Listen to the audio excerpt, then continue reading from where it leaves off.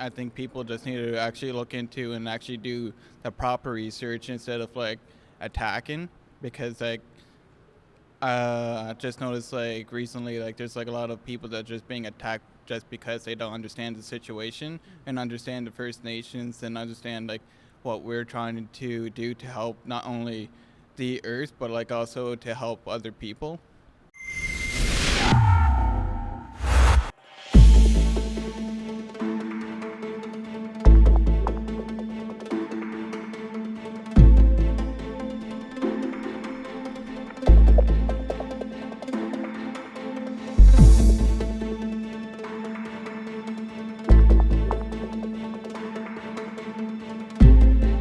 Personally, like we're actually First Nations, Oh, so you are? Okay. yeah. So like I think like I come from two perspectives of it, like as in like it's a good thing.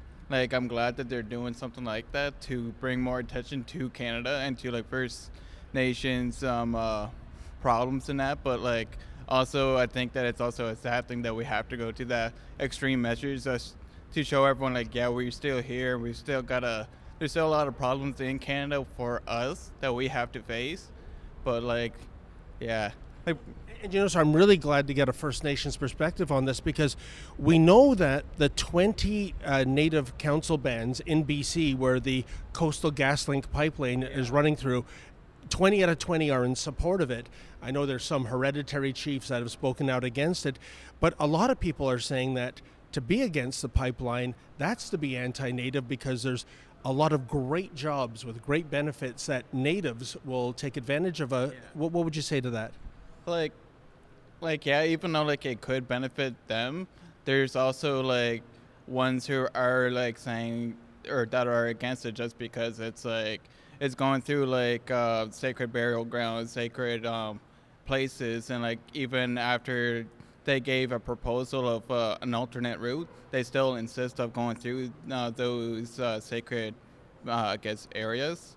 And like even though like I think of it like as like yeah, it can help and benefit, there's also like other ways that people either they can do or like other I guess options, and like but like also like I think people just need to actually look into and actually do the proper research instead of like attacking, because like I just noticed like recently like there's like a lot of people that are just being attacked just because they don't understand the situation and understand the First Nations and understand like what we're trying to do to help not only the earth but like also to help other people. All right, me again interrupting your regularly scheduled programming. I have to dissect what just happened there. And I want to point out at the start of this, everything that they were wearing. Of course, it was a fur coat. Of course, that hat that said Res Famous. They were pretty well-off yuppies here in Toronto. And when David asked this question, we know that the 20 Native council bands in BC, where the Coastal GasLink pipeline is running through, 20 out of 20 are in support of it. well, David, I can tell you exactly why 20 out of 20 of those bands support this. It's because the cash flow that's going to come in is going to help them combat the opioid epidemic. The jobs are going to help stop the surge in suicides that we're seeing among men in those communities. There's lots of real problems that they're facing on the ground. Now, I understand that these frankly yuppies here in Toronto with their fur coats and their nice branded hats and their fashion shirts, they're a little bit out of touch. They might be Indigenous, but they have no idea the plight that these people are facing, because they're certainly not facing the same unemployment and mental health issues that those First Nations are up in northern BC. They're two very distinct people. They're distinct culturally, they're distinct genetically. One First Nations is not another First Nations. They're not one and one and one. They're all different people, all with different problems, and frankly, they don't understand what those First Nations in northern BC are facing. And sir, if we were to do a poll exclusively of First Nations people, how do you think that would pan out? Do you think the majority would be in favor of the project, or they'd vote against it? I think it'd be almost close, but I think the majority probably more against it, just because like especially with the youth and the next generation, they really want pushing to hopefully get like more, I guess, how do I put it? Like they're really like I've noticed like there's like a lot of youth that's just pushing to getting the more cleaner environment and more cleaner options instead of like a pipeline or like stuff like that. Like, because there's like plenty of other options. Like, you got windmills now, you got solar energy, you got like electric vehicles, even though like they're still like have a high price, but more you put into it, then the lower the price value is going to be because you're just investing into a better future.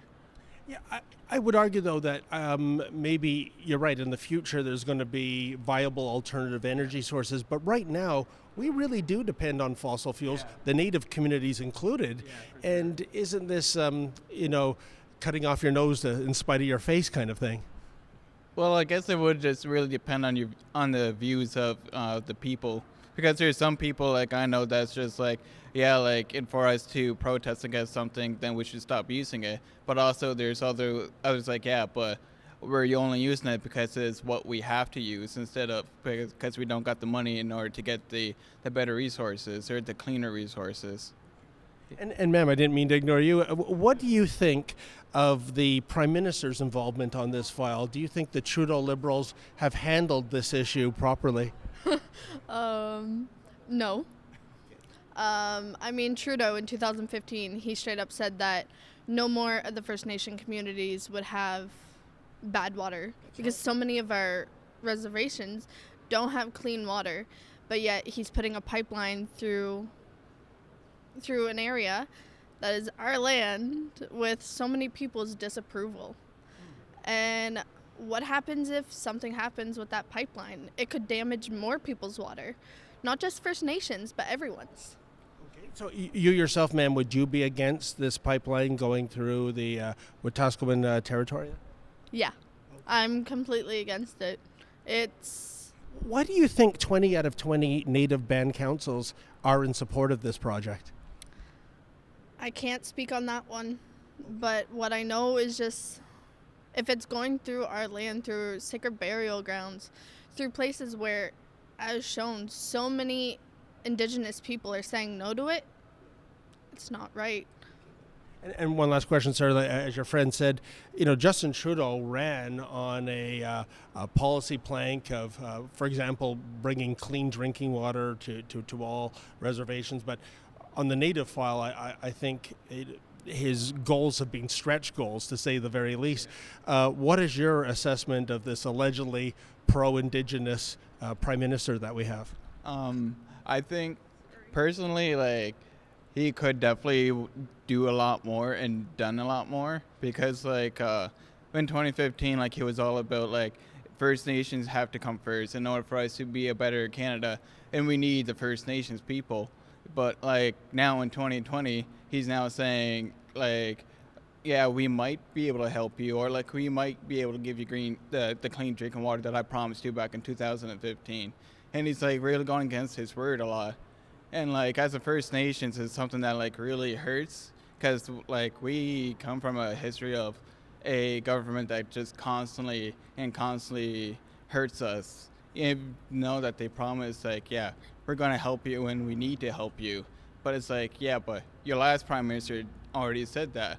And your Prime Minister before that. And it's like, who do we now trust when our own government that's supposedly says that he's going to help us, like now it's like we have to take an action for ourselves in order to prove to people, like, we need this and we need a better source or a better understanding of, like, where Canada's now coming from.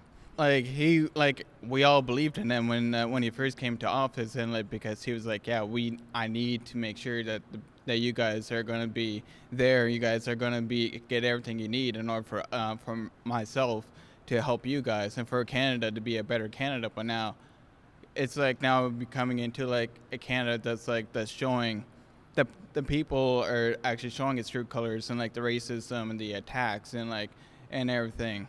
And it's like, I understand people are coming from a perspective, like, maybe they don't understand what's going on and they don't understand the history, but also, like, they also done that to not only to, like, First Nations, but to other either religions or people, especially whenever the immigrants first came to Canada. Like, you notice, like, they were all against it, but now that they're like, oh, wait, now that we know more about the Muslim people, like, maybe that they're the better people and there's, like, a good and a bad.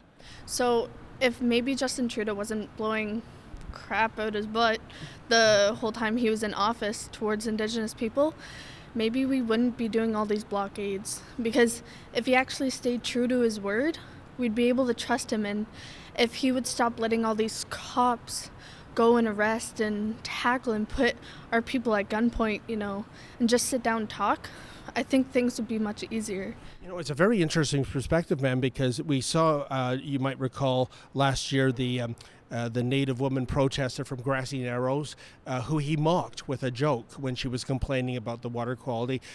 Josie Wilson-Raybould, Indigenous minister, he basically bullied her out of her job for doing the right thing. So this, pro-feminist, pro-Indigenous prime minister, allegedly, he says those things, but his actions maybe tell a different story? Yeah, when he first tried, he was like, oh yeah, I'll do this for the Native communities. But really all he's doing is hurting us. He's not helping us at all. I mean, my friend up in Ottawa, she had a protest up there, and all she had was her hand drum. She even put it on her Instagram.